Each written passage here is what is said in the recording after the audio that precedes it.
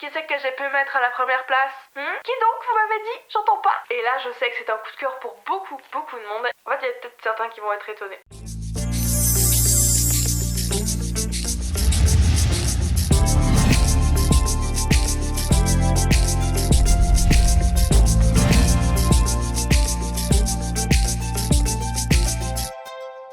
Bonjour à tous et bienvenue sur la chaîne La Bouquinade. Aujourd'hui, on se retrouve pour le traditionnel top 5 de mes meilleures lectures de cette année. Pour une fois, ça a été quand même assez évident pour mes lectures et je pense que si vous avez suivi toutes mes aventures cette année, vous avez déjà les réponses. Et d'ailleurs, on va faire un truc, vous me mettez en commentaire ce que vous pensez qui fait partie de mon top 5 et vous revenez après me dire si vous aviez raison ou pas. Bon, let's go, on commence. En numéro 5 cette année, j'ai adoré lire. En fait, il y a peut-être certains qui vont être étonnés. Emma Green, donc Love and Liars on Campus, publié aux éditions Addictive. C'est le troisième Emma Green que je lisais et en fait ça a été une très bonne surprise ce livre parce que je m'attendais à avoir un certain schéma scénaristique, je m'attendais à avoir un livre très good vibes et ça a été très émouvant comme lecture. Nous sommes ici à la fac de San Diego et depuis 4 ans Arlo y est avec Colin, tous les deux sont meilleurs amis et il se sent enfin à sa place là-bas jusqu'à ce que Tilly, alias bébé Tilly, alors j'avoue que j'ai pas trop aimé le surnom mais en gros c'est la petite sœur de Colin,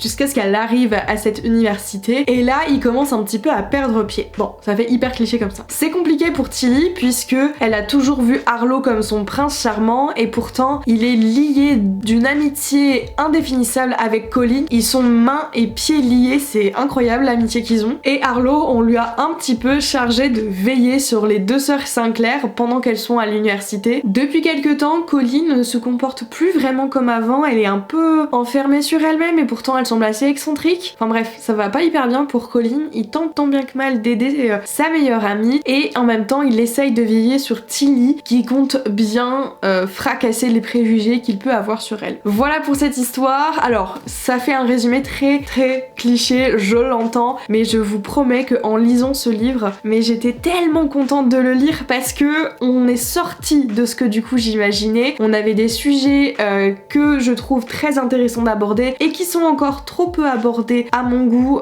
dans cette littérature de New Romance et vraiment j'ai été très bouleversée par cette lecture. La fin, vraiment je m'attendais à ce qu'on ait... J'ai failli spoiler mais je m'attendais à avoir quelque chose en particulier venant d'Emma Green et elles ont décidé vraiment de me faire chialer. Vraiment j'ai lu ce livre hyper rapidement et j'ai été très marquée et ça a été compliqué de chercher une autre lecture et de me lancer dans une autre lecture. Enfin c'était hyper addictif comme lecture et j'ai énormément aimé ce livre là, alors merci les Emma Green. Bon, on va poursuivre dans The New Romance. Et là, je sais que c'est un coup de cœur pour beaucoup de monde. Il s'agit de Un automne pour te pardonner de Morgane Moncomble, donc publié aux éditions Hugo Roman. J'aime bien donc, vraiment c'est assimilé à chaque fois à l'autrice. Genre Emma Green, Addictive, Morgane, Hugo. On va retrouver ici le personnage de Camélia, oui, encore un nom d'une fleur, c'est tout à fait ça, qui s'apprête à devenir avocate et qui est très passionnée de crimes non résolus. Et ça tombe bien, puisque Rory, comment dire, son ancien bourreau, un des anciens mecs qui la faisait chier, pour être poli, vient de mourir mystérieusement. Voilà. Ça, déjà, on a les points sur les i, les barres sur les t. Et le présumé coupable, c'est Luke McAllister, qui est un peu son crush de quand elle était ado, quoi. Et c'est surtout le meilleur ami de Rory. Mais c'était une amitié très... fusionnelle. Et c'est à ce moment-là que Camélia saisit cette chance pour résoudre sa première enquête. Mais aussi pour satisfaire sa soif de vengeance. Voilà, pour le speech de base, c'est vraiment ça. J'ai adoré cette histoire. J'ai beaucoup aimé parce que dans ce livre-là, Morgane questionne le consentement, questionne les relations malsaines et comment en sortir, s'il y a des solutions, si une relation malsaine peut basculer à quelque chose de sain. J'ai énormément aimé les questionnements qu'elle a pu nous mettre petit à petit dans le récit sans que ce soit bourratif ou sans qu'on ait ce truc un peu moralisateur, on va dire, tout en continuant son enquête et tout en commençant à nous dépeindre cet univers avec tous les autres personnages qui vont compter dans cette histoire. J'ai adoré le personnage de Camélia, j'ai eu un énorme coup de cœur pour le personnage de Lou qui était ultra intéressant et même si Rory est du coup l'anti-héros, j'ai beaucoup aimé la profondeur de ce personnage, les vices qu'il avait et comment ça a été décrit. J'ai beaucoup aimé parce que pour le coup, elle y est pas allée avec le dos de la cuillère et vraiment ça a été ultra addictif. Bref, j'avais vu l'indice de base que je n'ai pas réussi à traiter dans mon petit cerveau et je me suis fait avoir mais comme une bleue et j'ai adoré cette sensation, vraiment, ça a été une superbe découverte. Maintenant, encore une fois, normalement il n'y a pas de surprise hein, pour cette vidéo de cette année, j'ai l'honneur de mettre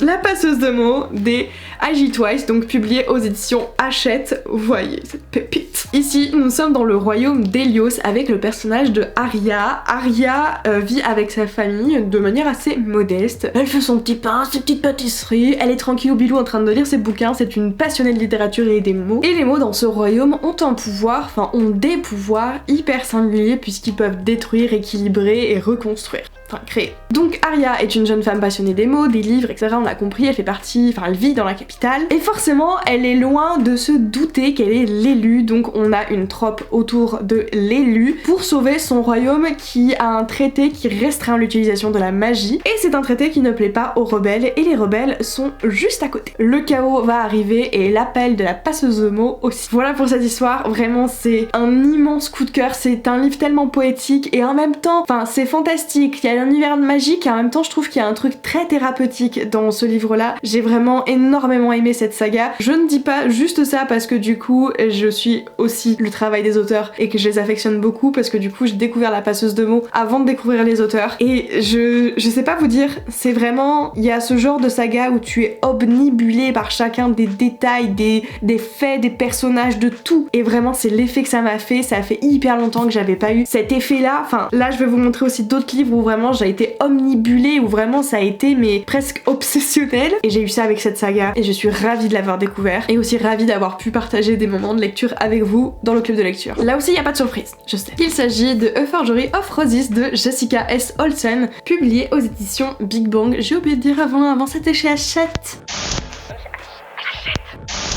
Revenons aux moutons. Dans cette histoire, nous avons Mira, qui est une prodige. Une prodige, c'est une artiste donc qui est capable de dessiner et de peindre, mais qui est capable de donner vie quelque part à ses œuvres. Elle peut en réalité façonner, modifier le corps de celui qu'elle peint ou de celle qu'elle peint, voire d'un animal. Et c'est un talent qui est très convoité, mais attention, c'est hyper dangereux et c'est interdit. Elle doit garder donc le secret pour pouvoir continuer de veiller sur sa petite sœur Lucie qui est malade. Malheureusement pour elle, un soir, la femme du gouverneur va venir dans sa petite échoppe et va lui demander de peindre un portrait de elle et de son chien. Elle va découvrir la vérité et lui faire du chantage. La femme du gouverneur veut quelque chose de très particulier, elle veut que Mira ramène son fils à la vie. Son fils qui vient de trouver la mort dans un accident tragique. Elle a pas trop le choix. Pour garder sa sœur, pour continuer de pouvoir lui donner des soins, elle va devoir suivre la femme du gouverneur et aller dans ce manoir, le manoir Whitcock, où se trouve du coup toute la famille. Elle va notamment faire connaissance du frère, ce frère qui est un personnage anxieux et mon dieu que ça fait du bien d'avoir un personnage comme ça, et elle va vite se rendre compte qu'il y a un autre mystère qui plane au-dessus de ses murs. C'était tellement bien comme histoire, c'est un one shot pour le coup. On pourrait avoir une suite mais apparemment pas prévu, mais on pourrait vu la fin. J'ai tellement aimé cette magie dans ce livre là, j'ai tellement aimé les personnages, j'ai tellement aimé la représentation qu'il y avait, enfin, je n'y trouve aucun défaut, c'est pour ça que c'est un coup de cœur et c'est pour ça qu'il est aussi en deuxième place. J'ai adoré pouvoir découvrir ce manoir légendaire, vraiment. Je vais pas arrêter de vous dire j'ai adoré, mais vraiment, j'ai adoré. Il y a tellement de citations que j'ai mis, que j'ai aimé, enfin vraiment, comment vous convaincre de le lire? Vous avez pas envie de vous lancer dans une saga? Très bien, il y a ce one shot. Vous avez envie de lire du fantastique, de la fantasy, une petite romance, mais qui n'est pas au premier plan? Vous devez lire ce livre. Vous avez un petit penchant pour l'art autre que la littérature. Vous aimez retrouver ça dans des histoires de fiction? Lisez ce livre. Vous aimez un petit peu les enquêtes, un côté un petit peu gothique, un petit peu glauque, mêlé à de la magie? Lisez ce livre. Voilà, c'était mes meilleurs arguments pour vous faire lire ce bouquin. Vraiment, s'il vous plaît, lisez-le. Et à votre avis, qui c'est que j'ai pu mettre à la première place? Qui donc, vous m'avez dit? J'entends pas.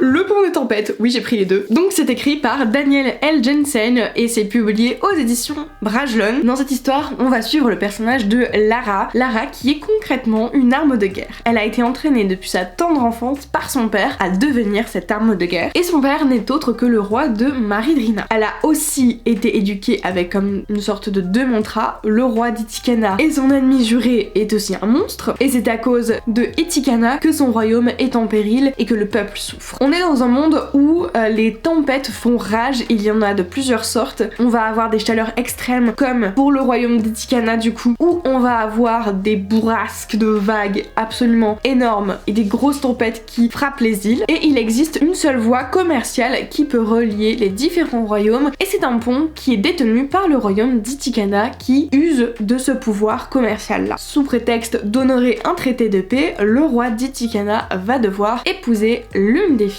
du roi de Madridirina et donc ça sera Lara. Vous allez voir que à la base c'est pas forcément elle, mais elle compte bien fracturer ce royaume de l'intérieur. On se doute un petit peu du plot twist, forcément quand elle arrive à Etikana, elle va voir des choses qui vont lui remettre les choses dans sa tête en question et qui vont lui donner une autre vision de ce monde. Et vraiment, c'est tellement une saga à ne pas manquer. Oui, on a de la romance, par contre, je vous vois venir, oui, là c'est clair. Et j'ai enfin donc lu La Reine Traîtresse, donc c'est le second tome. J'avoue, il est meilleur que le premier tome. C'est un livre qui m'a fait vivre de multiples émotions. Il y a eu beaucoup de surprises, il y a eu pas mal de suspense. J'ai adoré découvrir en fait ce pont qui est décrit vraiment d'une manière très unique. J'ai adoré. En fait, on a l'impression de découvrir un pont magique qui ne l'est pas, mais c'est tellement bien décrit qu'on a cette sensation là à la lecture et une psychologie des personnages qui est tellement travaillée parce que vous vous rendez compte que du coup, Lara a forcément été endoctrinée par son père. Elle a vraiment été éduquée et elle a construit toute sa personnalité en fonction de l'éducation que son père lui a appris et son père l'a vraiment endoctrinée là-dedans. La romance pour moi, à mon goût, est hyper bien ficelée. C'est vrai que certains ne sont pas d'accord par rapport au slow burn. Ça reste quand même pour moi un petit peu un slow burn, même si bon, on se doute depuis le départ. Et en fait, je pense que ce que j'ai préféré, c'est l'équilibre qu'il y a dans ce livre entre les descriptions, entre le travail psychologique des personnages, entre chaque traitement pour chaque royaume et le traitement de l'univers. Et tous ces complots, oui, il y a eu des choses prévisibles, mais il y a des choses qui n'étaient tellement pas prévisibles. La grand-mère, le personnage de la grand-mère, mais un immense coup de cœur pour cette grand-mère. Il y a des passages drôles, il y a des passages émouvants, il y a tellement de belles citations et des moments mais tellement intenses. Vraiment, j'ai tellement aimé ce livre-là. J'ai également beaucoup aimé ce tome 2. Je vous reparlerai de ce tome 2 un peu plus tard, mais vraiment cette série incroyable découverte cette année. Et voilà, c'est terminé pour mes plus belles lectures de cette année. J'espère que ça vous a plu. Je sais que c'était quand même assez prévisible, mais c'est 100% honnête pour le coup. Dites-moi ce que vous pensez de ce top 5, si jamais j'aurais dû mettre d'autres livres. Et du coup, si vous avez trouvé ce top 5, je vous remercie d'avoir suivi toutes mes aventures cette année et j'ai hâte d'être à l'année prochaine pour pouvoir avoir d'autres coups de cœur. Nous on se retrouve dans une prochaine vidéo et d'ici là, de belles lectures. Bye!